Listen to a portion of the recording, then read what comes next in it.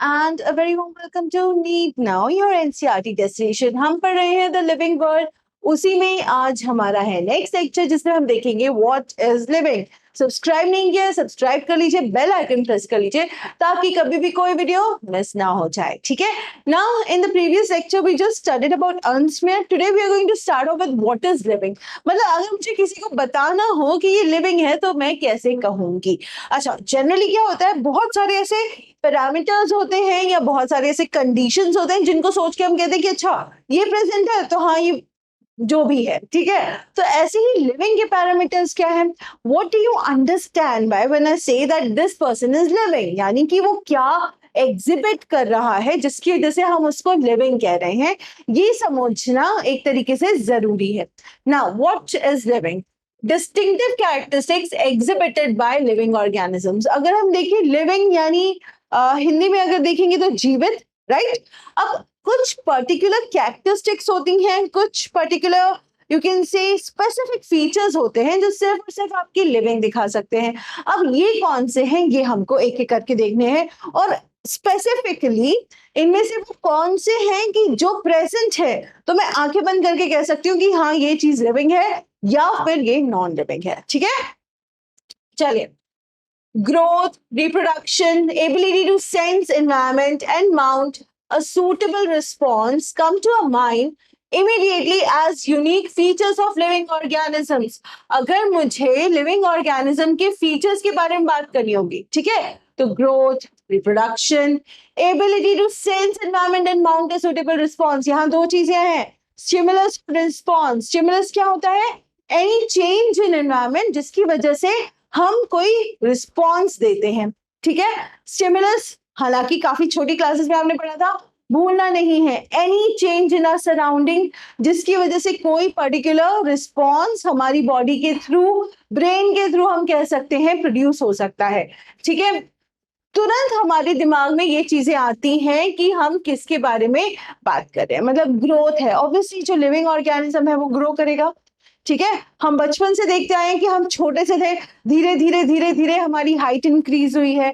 कोई और है हमारे आसपास, अगर कोई बेबी है घर में, अगर हम कोई पेट लाते हैं बहुत नन्हा मुन्ना होगा, थोड़े टाइम बाद ही बहुत बड़ा हो जाएगा. सो ये क्या है, ग्रोथ है. अब ग्रोथ जो है कहीं ना कहीं हम लिविंग से एसोसिएट तो कर लेते हैं. ठीक है. हाँ फीचर है. क्या क्या है, फीचर है लिविंग ऑर्गेनिज्म पर. क्या ये डिफाइनिंग प्रॉपर्टी है ना. अगर मैं बात कर रही हूँ इस पर्टिकुलर शब्द की, defining plus property. Defining property का मीनिंग ये है कि वो चीज अगर प्रेजेंट है तो मैं आंखें बंद करके कह सकती हूँ ये आपका लिविंग है, या कोई भी ऐसा पैरामीटर. अब क्या ये ग्रोथ, रिप्रोडक्शन, रिस्पॉन्स, ठीक है, ये सब के सब हमारी एक तरीके से डिफाइनिंग प्रॉपर्टी है. यही हमको जानना है. अच्छा, जो चीज हमको बता देगी कि हाँ ये डिफाइनिंग प्रॉपर्टी है यानी वो आपके लिविंग में प्रेजेंट है, वो आपके लिविंग में प्रेजेंट है. यानी कि अगर ग्रोथ को मैं मानूं कि अगर ये प्रेजेंट है, ये डिफाइनिंग प्रॉपर्टी, यानी कि वो हो गई. ठीक है. Now one can add a few more features like metabolism, ability to self-replicate, self-organize, interact and emergence to this list. यानी कि इस लिस्ट में मैं बहुत सारी चीजें ऐड कर सकती हूँ, और भी कई हैं जो इसमें मेंशन नहीं है. ठीक है. एक तरीके से मेटाबॉलिज्म की जहां तक बात आती है, metabolism is one of the major features of living organism. ठीक है. इसके बिना हमारी बॉडी का नॉर्मली सर्वाइव कर पाना बहुत मुश्किल होगा. सो मेटाबॉलिज्म फीचर है, पर क्या ये डिफाइनिंग प्रॉपर्टी है. सेल्फ रेप्लिकेट, ठीक है, अपने आप को रेप्लिकेट करना, क्या ये डिफाइनिंग प्रॉपर्टी है. सो ऐसे कई सारे हमारे दिमाग में पैरामीटर्स आएंगे, कंडीशंस आएंगी जो हमको ये सोचने पे मजबूर कर देंगी कि क्या ये डिफाइनिंग प्रॉपर्टी है, और अगर क्या ये प्रेजेंट है तो लिविंग पर्सन या लिविंग बीइंग जो है वो कहलाया जाएगा. कोई भी अगर नई चीज है तो ये चीज समझना बहुत जरूरी है कि किन पैरामीटर्स पे बेस मैं किसी को लिविंग या नॉन लिविंग कहूंगी. अब वो पैरामीटर्स भी इक्वली इंपॉर्टेंट है, तो एक एक करके देखेंगे. Now all organisms grow. सबसे पहले हम किसकी बात कर रहे हैं, हम सबसे पहले बात कर रहे हैं हमारी ग्रोथ की. ठीक है. पहली डिफाइनिंग फीचर या जो हम पढ़ना चाहते हैं कैरेक्टरिस्टिक, वो है हमारी ग्रोथ। अब हम ये कह रहे हैं कि जितने भी लिविंग ऑर्गेनिजम्स हैं वो सब के सब ग्रो करते हैं, नो डाउट, ऑब्वियसली बात है। हम खुद ग्रो करते हैं, मैंने अभी आपको पेट का एग्जांपल दिया, वो भी ग्रो करता है कि नहीं करता है? सो हमें ये पता है कि जितने लिविंग ऑर्गेनिज्म हैं वो ग्रो करते हैं। अब ट्विन कैरेक्टरिस्टिक की बात की जाएगी। अगर मैं ग्रोथ की ट्विन कैरेक्टरिस्टिक की बात करूं तो कौन कौन सी है? एक हो जाएगी आपकी, sorry, increase in mass, and second would be increase in number. ठीक है, so increase in mass, increase in number, ये दोनों आपकी ट्विन कैरेक्टरिस्टिक्स ऑफ ग्रोथ है। इंपॉर्टेंट है, नीट के पॉइंट ऑफ व्यू से क्वेश्चन आता है कि which are the twin characteristics of growth, तो उसमें आप क्या लिखेंगे? आप लिखेंगे increase in mass, increase in number. अब यानी कि या तो नंबर बढ़ेगा जैसे कि सेल्स का, या वेट बढ़ेगा, तो ये दोनों जो हैं ये ग्रोथ की कैरेक्टरिस्टिक्स है। Now multi cellular organism grows by cell division. हमें बहुत अच्छे से पता है कि जो भी आपका मल्टी सेल्यूलर, अब मल्टी सेल्यूलर की बात हो रही है यानी बहुत सारे सेल्स हैं। Now I am not going to go into deep, जो कि हम बायोलॉजिकल क्लासिफिकेशन में एक एक कैटेगरी पढ़ेंगे या एक एक किंगडम पढ़ेंगे, बट अभी इतना समझना जरूरी है कि multi cellular organism like us, ठीक है, तो हम लोग जो है सेल डिवीजन के थ्रू ग्रो करते हैं। यानी अभी भी कई सारे सेल्स हैं जो आपके हैं, मेरे हैं, दे आर डिवाइडिंग, है ना, डिवाइड कर रहे हैं, ग्रो करते जा रहे हैं। सो ये बहुत इंपॉर्टेंट फीचर है। तो हम में ग्रोथ जो होती है वो सेल डिवीजन से होगी। प्लांट्स में इनडेफिनेट ग्रोथ है। अगर मैं प्लांट्स की बात करूं, इनडेफिनेट ग्रोथ है, ठीक है। अगर हाइट वाइज बहुत ऊंचे नहीं होंगे, ब्रांचेस चलती जाएंगी, ठीक है। हमने देखा होगा कई बार आप रोड्स पे जाते हैं तो ट्रीज की कैनोपी बन जाती है दोनों तरफ, वो ग्रोथ है। एक छोटा सा सीड है, छोटा सा सीड, एप्पल का सीड अगर देखो इतना छोटा है पर उससे कितना बड़ा ट्री बन जाता है। तो ये सब कहीं ना कहीं आपकी ग्रोथ की तरफ इशारा है। दूसरी बात, प्लांट्स में इनडेफिनेट ग्रोथ है, चलती जाएगी बट, ठीक है। अच्छा, आप जैसे यहाँ देखें, right, if we see over here, आपकी सीडलिंग से छोटा प्लांट, ये तो खैर पॉट में है, अदरवाइज ट्रीज जो है वो भी बनेंगे, फ्रूट्स आते रहेंगे, फ्लावर्स आते रहेंगे, नई नई लीव्स आती रहेंगी। So obviously the growth in plants is indefinite. But when it comes to animals, animals में जो ग्रोथ है ना वो लिमिटेड है, या फिर उसको हम कह सकते हैं डेफिनेट है। एक पर्टिकुलर टाइम तक ही होगी, उसके बाद नहीं, ठीक है। आपकी हाइट जो है वो एक ही लेवल तक बढ़ेगी, उसके आगे आपकी हाइट नहीं बढ़ेगी। सो ये दो चीजें याद रखिए, प्लांट्स में there is indefinite growth, but in animals the growth is definite. Unicellular organisms, अब हम यूनिसेल्युलर ऑर्गेनिजम्स की बात करें तो यहाँ पे तो अंत ही नहीं है ना। इसीलिए अमीबा को क्या कहते हैं हम? इमॉर्टल कहते हैं, अमीबा को अमर कहते हैं, क्योंकि सेल डिविजन के through they keep on growing, ठीक है। अभी यूनिसेल्युलर यूकैरियोट, यूनिसेल्युलर प्रोकैरियोट में बिल्कुल भी टच नहीं कर रही हूँ, ये हम बायोलॉजिकल क्लासिफिकेशन में क्योंकि देखेंगे, ठीक है।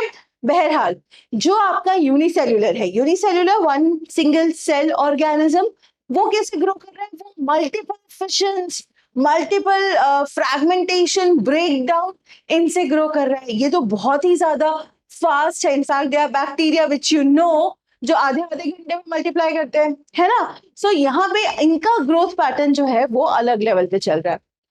In majority of higher animals and plants, growth and reproduction are mutually exclusive events. अगर मैं बात कर रही हूँ higher animals and plants, higher animals जैसे कि हम, ठीक है, higher plants, normal आपके trees even या shrubs, ठीक है। तो यहाँ पे जो हमारा growth pattern है ना, ये बहुत ही specific तरीके से चल रहा है। Specific यानी कि reproduction अलग है, growth अलग है, दोनों को मैं mix नहीं कर सकती। But यहाँ पे इस तरीके से नहीं कह सकते। जो मैंने अभी थोड़ी देर पहले स्टेटमेंट बोला कि अमीबा इज इमॉर्टल, अमर है अमीबा, क्यों है?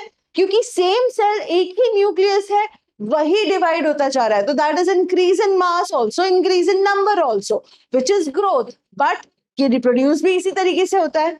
सो यहाँ पे हम स्पेसिफिकली कह नहीं सकते कि ये रिप्रोडक्शन है और ये ग्रोथ है, ना कोई ऐसे दो अलग अलग फेजेस दिए गए हैं। सो ये मेरे लिए समझना बहुत ज्यादा जरूरी है कि जो आपके हायर एनिमल्स और प्लांट्स हैं उनमें तो मैं अलग अलग डिफ्रेंशिएट कर सकती हूँ कि हाँ ये रिप्रोडक्शन है, ये ग्रोथ है, बट इनके केस में नहीं। Growth, increase in mass, non living things. अब ये कैसे होगा? लेट अस से ये आपका कोई हिल है या आपका कोई माउंटेन है, ठीक है, लेट्स से माउंटेन है, बर्फ गिरी हुई है, ठीक है। अब और बर्फ गिर गई, प्रेसिपिटेशन हो गई, तो जो बर्फ की लेयर थी वो इंक्रीज हो गई। तो अगर मैं ये बात करूं तो क्या ये ग्रोथ कहलाई जाएगी? अब जो डेफिनेशन है उसके हिसाब से increase in mass, increase in number, ठीक है, ये ग्रोथ होनी चाहिए। बट क्या ये ग्रोथ है? नहीं, this is not growth and this is accumulation, यानी चीजों का परत बन के चढ़ना, एक के ऊपर एक के ऊपर एक के ऊपर लेयर बनना। यही आपके सैंड ड्यून्स में भी होता है, बोल्डर्स में भी होता है, ठीक है। आप अगर देखोगे आपके यहाँ पे कोई अगर मिट्टी रखी हुई है, उसके ऊपर मिट्टी फेंकते जाओगे, आप निकालते जाओगे, वो साइज भी बढ़ेगा, नंबर भी बढ़ ही रहा है ग्रेन्स का, तो क्या वो ग्रोथ होगी? नहीं होगी, वो एक्यूमुलेशन होगा। बट ये हर चीज ना, ये हर बार मुझे एक्सप्लेन करनी पड़ेगी कि नहीं ये ग्रोथ नहीं है, ये एक्यूमुलेशन है। क्यों? क्योंकि अगर लिविंग है तो जो ग्रोथ है वो एक्यूमुलेशन ना होके it will be from inside, है ना, सेल्स डिवाइड होंगे, सो अंदर से ग्रोथ आएगी। ये जो हो रही है ये सिर्फ एक लेयर चढ़ रही है, दिस इज जस्ट एक्यूमुलेशन, ऊपर लेयर के ऊपर लेयर लेयर लेयर चढ़ती जा रही है। तो ये इंटायरली डिफरेंट चीज है, ये लेकिन अंदर से आ रही है, दिस इज फ्रॉम इनसाइड। जो हमारी हाइट भी बढ़ती है, जो हम बचपन में छोटे होते हैं, छोटे छोटे से बच्चे होते हैं, हमारी हाइट बढ़ती है, वो इसी नहीं बढ़ती कि हमारे ऊपर लेयर चढ़ा दी जाती है ना। हमारी हाइट क्यों बढ़ती है? बिकॉज सेल्स डिवाइड हो रहे हैं। अब जब सेल्स डिवाइड होंगे तब it will be inside growth, ठीक है। Now growth therefore cannot be taken as a defining property of living organism। अब हर बार अगर मुझे एक्सप्लेन करना पड़ेगा कि नहीं जी ये लेयर है, नहीं जी ये इनसाइड है, ये एक्यूमुलेशन है, this is true growth, then this is not going to function well, ठीक है। For this it is important कि हम इसको डिफाइनिंग प्रॉपर्टी ना माने, है ना, हम इसको डिफाइनिंग प्रॉपर्टी ना माने, क्योंकि मुझे हर टाइम एक्सप्लेन करना पड़ रहा है। डिफाइनिंग प्रॉपर्टी वो चीज है जिसके लिए मुझे एक्सप्लेनेशन देना ना पड़े कि अच्छा नहीं ये है, जैसे ही मैंने कहा हाँ ये है, यानी कि आपकी वो डिफाइनिंग प्रॉपर्टी है, यानी जो ये है ये लिविंग बीइंग है, ऐसा होना चाहिए। ग्रोथ में मुझे एक्सप्लेनेशन देनी पड़ रही है। A dead organism does not grow। कोई अगर डेड ऑर्गेनिज्म है इट वोंट ग्रो, अगर कोई नॉन लिविंग थिंग है इट वोंट ग्रो, ठीक है। सो लिविंग में हालांकि ग्रोथ होती है बट इनसाइड है, ठीक है। और क्योंकि नॉन लिविंग थिंग्स पे एक्यूमुलेशन के थ्रू ग्रोथ होती है, इससे कॉन्ट्राडिक्शन होता है, तो हम बार बार एक्सप्लेन नहीं करते हैं, हम कहते हैं कि ग्रोथ जो है वो एक कैरेक्टरिस्टिक है but not a defining property, ठीक है। चलें next. Now reproduction, characteristic of living organism. अगर हम बात करें रिप्रोडक्शन दूसरी कैरेक्टरिस्टिक है जो हम पढ़ेंगे। कैरेक्टरिस्टिक और डिफाइनिंग प्रॉपर्टी में डिफरेंस बहुत ध्यान से समझ लीजिए। कैरेक्टरिस्टिक यानी ये हम एग्जिबिट करते हैं बट जरूरी नहीं है, ठीक है ना। मल्टी सेल्यूलर ऑर्गेनिजम्स, अगर हम मल्टी सेल्यूलर ऑर्गेनिजम्स की बात करें तो अलग अलग टाइप के रिप्रोडक्शन मेथड्स होते हैं, ठीक है। बहुत यू कैन से कि अगर मैमल्स की बात करें we give birth to young ones, अगर हम छोटे ऑर्गेनिजम्स की बात करें, प्लांट्स में भी बात करें, उनका एक अपना तरीका है, right. So multi cellular organisms have a different method, sexual and asexual reproduction, ठीक है। Sexual reproduction, formation of gametes, fusion, fertilisation and so on. Asexual reproduction भी है जो आपने बडिंग वगैरह देखी हुई है, ठीक है। Sexual spores, budding, regeneration, fragmentation, so ये अलग अलग तरीके हैं। ये अगर हम जितनी भी बात करें these are also enormously used. अलग अलग जो ऑर्गेनिज्म है आपके वो भी बहुत यूज करते हैं। स्पोर्स और बैक्टीरिया यूं बना लेता है ना। बैक्टीरिया को जब भी अनफेवरेबल कंडीशन मिलेगा it will form spores. Budding yeast में देखेंगे, रीजनरेशन, फ्रैगमेंटेशन, फ्रैगमेंटेशन स्पाइरोगायरा में देखेंगे। सो ये सब चीजें भी यूज की जा रही हैं। अब क्या कह रही है? Reproduction is synonymous with growth, that is increase in number of cells. Again वही चीज, अमीबा, ठीक है।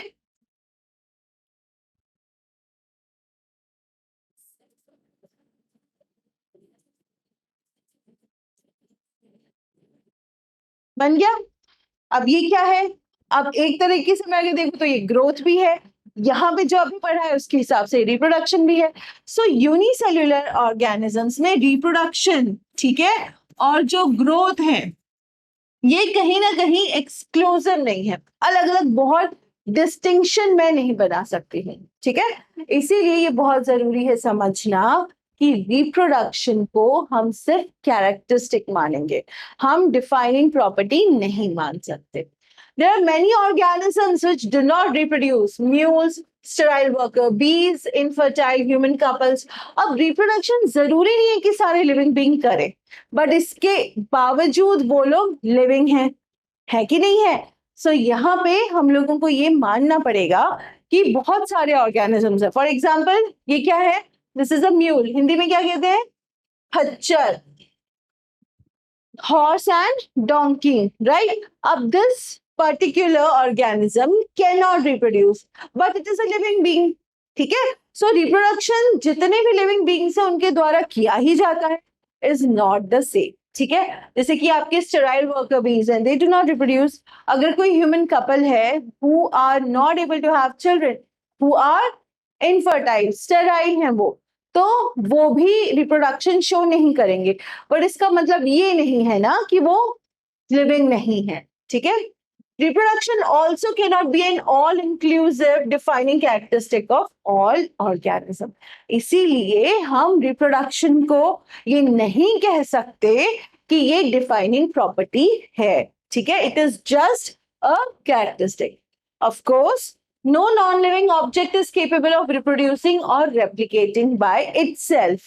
itself लिखा है, हम लोग चाहे तो कोशिश कर सकते हैं, बट खुद से वो रिप्रोड्यूस या फिर सेल्फ रेप्लिकेट जो है वो नहीं कर पाएगा, ठीक है। और ऑब्वियसली जो डेड ऑर्गेनिज्म है वो भी नहीं कर पाएगा, ठीक है।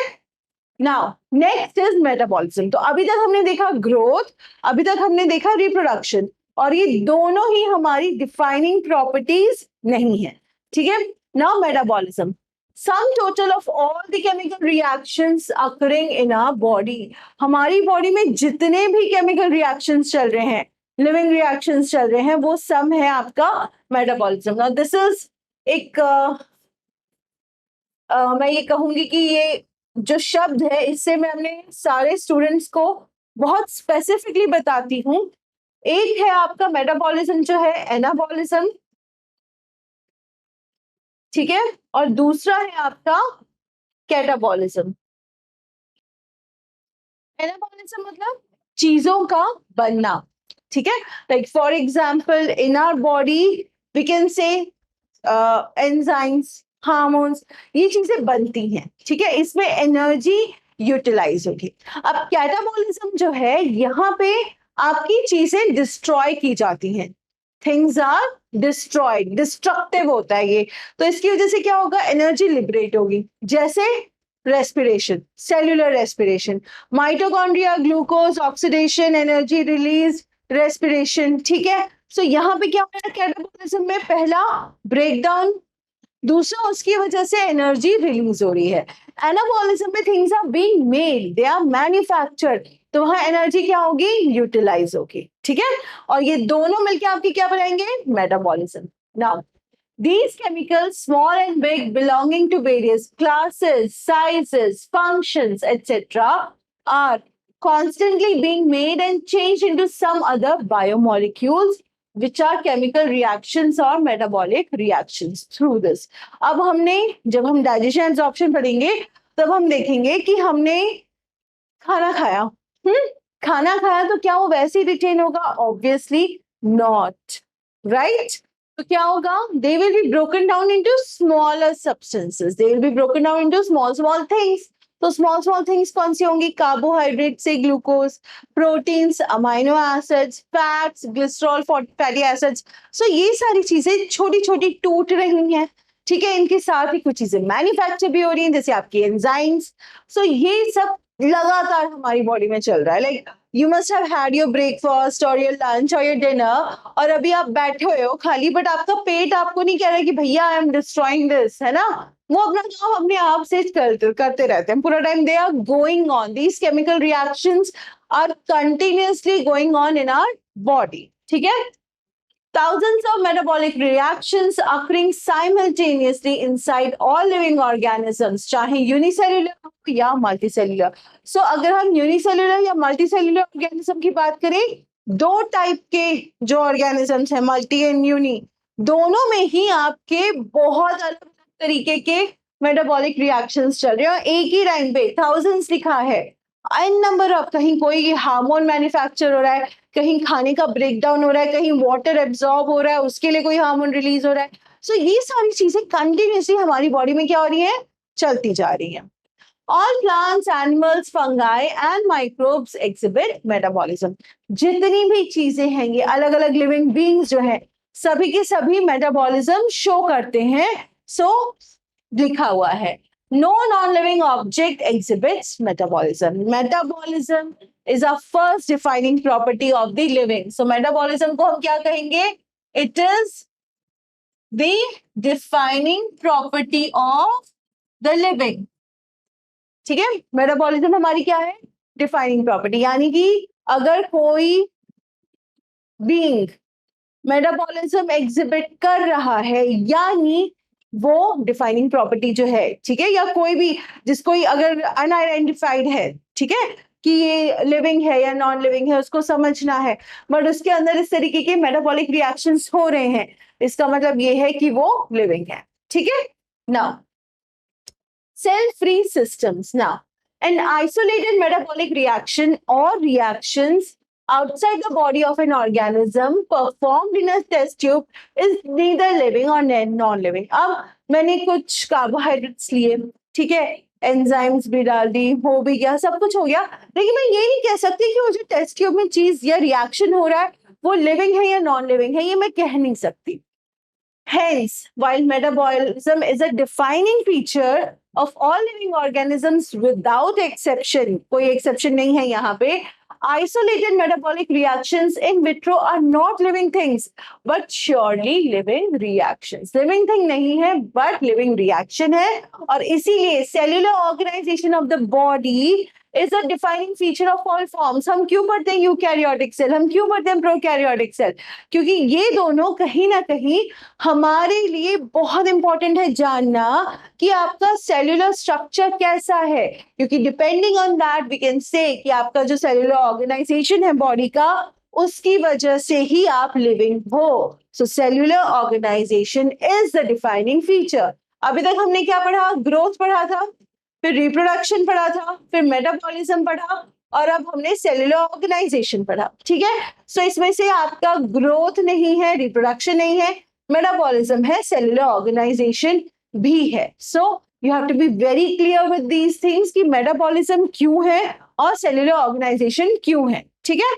चलिए, नाउ कॉन्शियसनेस. कॉन्शियस मतलब क्या होता है? कॉन्शियस मतलब आप कितना अवेयर हो. ठीक है. कितना अवेयर हो आप अपने आप को लेके, अपने आसपास को लेके. ठीक है. Ability to sense their surroundings और environment and respond to these environmental stimuli which could be physical, chemical और biological. यानी कि हम लोग अपने आसपास की सराउंडिंग देख सकते हैं, समझ सकते हैं, और उससे जो स्टिमुलस आया है, ठीक है, stimulus is singular, stimuli is plural, ये जो स्टिमुलस आया है उसके हिसाब से हम कोई एक प्रॉपर सूटेबल कहा है, ठीक है, सूटेबल रिस्पॉन्स माउंट कर सकते हैं. नाउ सी व्हाट हैपेंस, बाहर बहुत तेज गर्मी है, स्टिमुलस, तो आप क्या करोगे? वुलन क्लोथ्स पहन के नहीं जाओगे, you will wear light cotton clothes and go outside. So this is your response to the stimulus. ठीक है. इस तरीके से जो भी आपको आ रहा है, आपने कोई गर्म चीज छू ली, ठीक है, आपको नहीं पता बहुत गर्म है, आपने कोई गर्म चीज छू ली, आप तुरंत अपना हाथ पीछे खींचोगे. क्यों? Because this is a normal, and एक तरीके से यू कैन से कि ऐसा ही रिएक्शन आएगा आपके थ्रू. सो ये चीज आपकी क्या हो जाएगी? फिजिकल, केमिकल या बायोलॉजिकल. फिजिकल आसपास, chemical can be inside, biological तो obviously. Now sense organs, nose, ears, tongue, eyes, skin, major, है ना, ये पांचों जो हैं इसकी वजह से हमारी वी कैन से कॉन्शियसनेस या फिर हमारी जो क्षमता है रिस्पॉन्ड करने की वो बहुत ज्यादा बढ़ जाती है. Because we know how we need to respond, how we need to say. Plants respond to external factors like light, water, temperature, other organisms, pollutants, etc. जो आपके plants हैं वो भी करते हैं. आपने देखा होगा जिधर सूरज होता है वो उधर ज्यादा भाग जाते हैं, टिल्ट हो जाते हैं हल्के से, है ना, because they also need light. Obviously बात है. सो इसीलिए ये आपके प्लांट्स के थ्रू भी शो किया जाता है consciousness, not just human beings और other animals. All organisms, prokaryotes to the most complex, eukaryotes can sense and respond to environmental cues. Prokaryotes unicellular, जिनमें जो आपका न्यूक्लियस है वो नहीं है, the DNA material is just suspended. Eukaryotic में you have a nuclear membrane, है ना, you have a proper nucleus, बहुत अच्छे से डिस्ट्रीब्यूटेड सेल ऑर्गेनल्स है. तो चाहे आपके प्रोकैरियोट्स हो या चाहे आपके यूकैरियोट्स हो, दोनों हो, आपको यहाँ पे हर एक ऑर्गेनिज्म एक रिस्पॉन्स शो करेगा जो आपके एनवायरमेंटल क्यूज के हिसाब से होगा. क्यूज मतलब जो भी एनवायरमेंट की तरफ से स्टिमुलस आ रहा है. छुई मुई, टच मी नॉट, टच करोगे तुरंत बंद हो जाती है, ठीक है, राइट. वो छोड़िए, डॉग है, अगर आप सिर्फ अपने पैर से जोर से आवाज निकाल दें या लकड़ी घुमा दें, अगर वो बेचारा रास्ते वाला स्ट्रे डॉग है वो भाग जाएगा. वो उसके लिए एनवायरमेंटल क्यू है और उसकी बॉडी उसको एक रिस्पॉन्स करने को कह रही है कि भागो यहाँ से, वो भाग जाएगा. कई बार होता है हमारे साथ, है ना, जब बैठे होते हैं बहुत देर से पीरियड चल रहा होता है, भूख लग रही है, पेट में से गुड़गुड़ आवाज आने लगती है. So that is your cue. हालांकि वो रीजन कोई भी हो, you feel the hunger and you want to eat. ठीक है, ये छोटी छोटी चीजें जिनके बारे में शायद हम सोचते भी नहीं है, यही है आपकी जो एक स्टिमुलस है और आप उसको एक रिस्पॉन्स दे रहे हो. ठीक है. Photoperiod affects reproduction in seasonal breeders, both plants and animals. You must have seen, और rather photoperiod हम बहुत अच्छे से पढ़ेंगे. फोटोपीरियड में क्या होता है कि एक सीजन आता है, जब आपको पता होगा जैसे कि जितने भी एनिमल्स हैं, मैमल्स हैं, दूसरे भी एनिमल्स हैं, इवन प्लांट्स, उस टाइम में उनका ब्रीडिंग सीजन होता है. हर एक फ्रूट जो होता है उसकी फॉर्मेशन एक टिपिकल टाइम पे ही होती है ना. जैसे समर्स में ही आपको पीच मिलेगा, समर में ही आपको प्लम मिलेगा, मैंगो मिलेगा. क्यों? क्योंकि एक फोटो पीरियड था जो इफेक्ट कर रहा था पहले, उसके बाद फ्रूट की फॉर्मेशन हुई है ना. So ये सारी चीजें कहीं ना कहीं these are very important and they are shown by both plants as well as your animals. All organisms handle chemicals entering their body. हमें पता होता है, हमारी बॉडी को पता होता है कि कैसे क्या रिएक्ट करना है, कैसे चीजें होंगी, क्या जा रहा है अंदर, उसको कैसे यूटिलाइज करना है. All organisms therefore are aware of their surroundings. आपने इसका सिंपल सा बेसिक सा एग्जांपल है, आप साइकिल चला रहे हो, चलाते चलाते अचानक दो टर्न आते हैं, एक में अंधेरा है, एक में उजाला है, रोशनी है, रात का समय है, आप हमेशा ये वाली लोगे बिकॉज यू आर अवेयर कि वहां पे कुछ गलत चीज हो सकती है. सो ये जो अवेयरनेस है, ये आपकी कोई ना कोई पीछे फिनोमिनन है जो वर्क कर रहा है. It is not just because ये रूटीन है. हाँ, वो रूटीन बन गया है, but there are certain things that are happening at the back of your mind. Okay? Human being is the only organism who is aware of himself, that is has self consciousness. होती है, आता है, guilt आता है, emotions आते हैं, self consciousness. हम कैसे दिख रहे हैं? सिंपल एग्जांपल, कोचिंग जा रहे हो, स्कूल जा रहे हो, सामने तैयार हो गए सब अच्छे से, एक बार शीशा जरूर देखोगे, है ना, क्योंकि यू आर वेरी अवेयर कि आप कैसे दिख रहे हो, सेल्फ कॉन्शियस हो आप अपने बारे में. ठीक है, and that is not you can say a wrong thing. आप ये नहीं कह सकते कि वो गलत है, ऑब्वियसली होगे ही, because we are the only organisms. अब शेर को गिल्ट आने लगे कि भाई उसने डियर को मार के क्यों खाया, है ना, डियर को क्यों मारा उसने जाके, वो खा नहीं पाएगा, अल्टीमेटली मर जाएगा.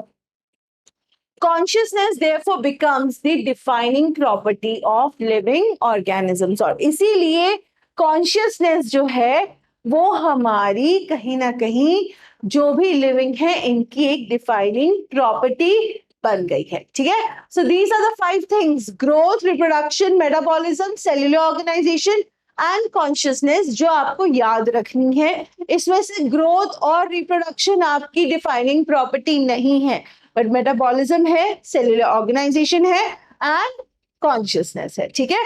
With this will and this. बाकी का जो है आगे का will continue in another lecture. till then just read the small particular topic which is given in the book. कोई problem है, please let us know in the comments so that हम उनको solve करने की कोशिश करें. If you want any typical topic कि नहीं ये समझ नहीं आ रहा है, अगर मैम समझा दे तो I'll definitely be more than happy. Just comment it down कि क्या समझना है, ठीक है? Till then keep reading, take very good care of yourself. आजकल मौसम का कोई हाल पता नहीं चल रहा है. अपना ध्यान रखिए, पढ़ते रहिए, keep smiling. Goodbye.